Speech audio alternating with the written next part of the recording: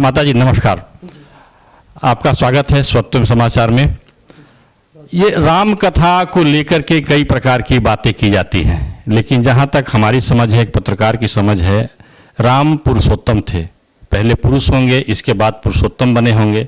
तो इस संदर्भ में आपका कुछ विचार, क्या विचार है? इस संदर्भ में मेरा क्या, सभी का विचार एक ही होगा कि भगवान राम पुरुषोत्तम क्यों और कैसे कब हुए, ये तो शास्त्र से ही प्रमाणित होता है। भगवान राम जब अयोध्या में जन्म लेते हैं, अवतार लेते हैं, तो सिर्फ पुरुष, एक बालक के रूप में जन्म लेते हैं और पुरुषोत्तम का बोध उनको गुरु के चरण में होता है। बोध कराने वाला गुरु ही होता है और वो उनके गुरु होते हैं गुरु विश्वामित्र। और वो भूमि है बिहार, जहां हम बैठ करके अभी हरिहरनाथ क्षेत्र में राम कथा यज्ञ कर रहे हैं, राम कथा ज्ञान यज्ञ कर रहे हैं। ये हरिहरनाथ क्षेत्र है और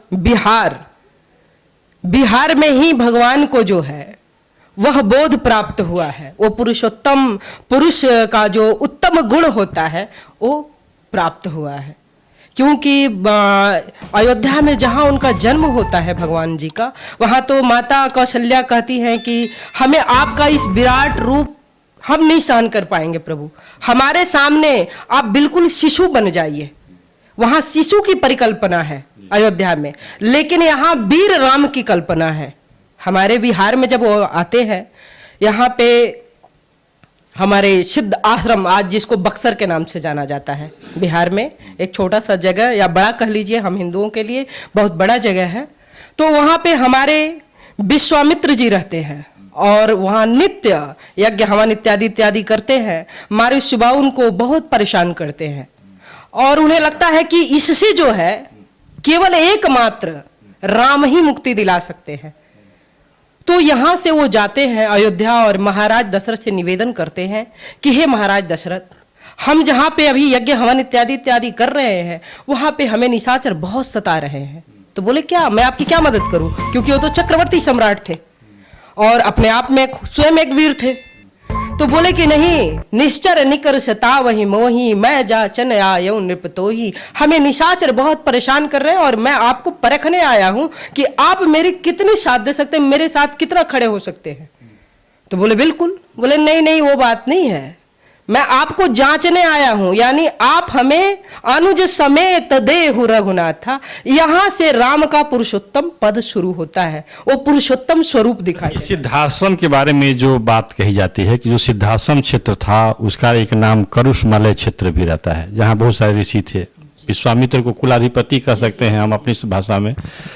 तो वो कहा जाता है कि वो चतुष्टय पुरुषार्थ को प्रदान करने वाले क्षेत्र है। तो ये आपके एक राम कथा के मर्मज्ञ के तौर पर आप इस दिशा में क्या सोचती हैं?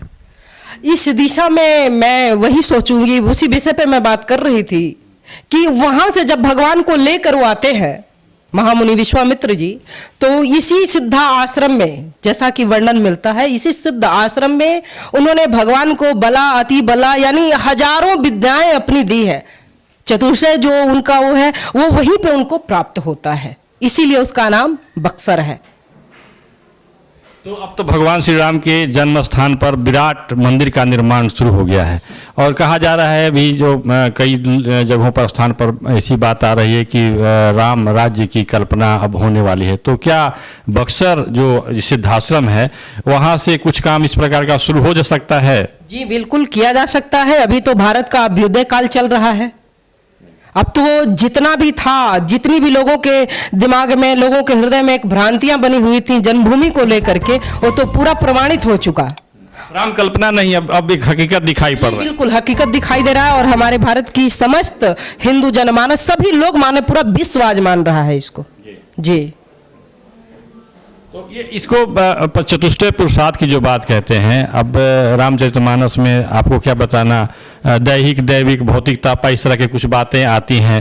तो ये किस प्रकार की समाज की रचना थी? जो राम राज्य की जो बात जब करते हैं तो ये सारे प्रसंग आते हैं, तो ये क्या कल्पना थी या हकीकत थी? कुछ इस पर प्रकाश डालें। जी नहीं, ये कल्पना नहीं है, बिल्कुल हकीकत है क्योंकि राम राज्य की जो है कि दैहिक दैविक भौतिक किसी भी प्रकार का किसी को कोई कष्ट नहीं है, वो राम राज्य का हकीकत था, कल्पना नहीं था।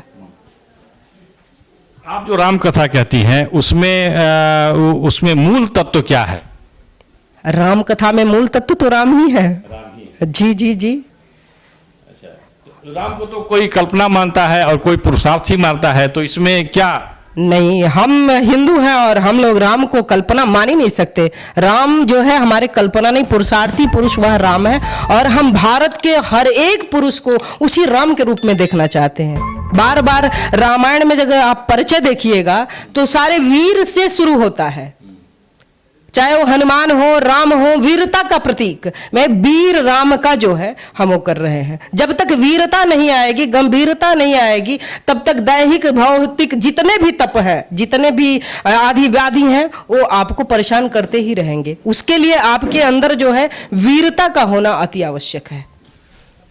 साध्वी जी के अनुसार रामायण में, राम कथा में जो मूल जो तत्व है वीरता का तत्व है, और उस तत्व को जागृत करके भारत के पुरुषार्थ को फिर से जागृत करना चाहिए, और इस प्रकार का प्रयास साधु संतों के द्वारा हो रहा है। इस तरह की तमाम खबरों से जुड़े रहने के लिए हमारे चैनल को सब्सक्राइब करना ना भूलें। धन्यवाद।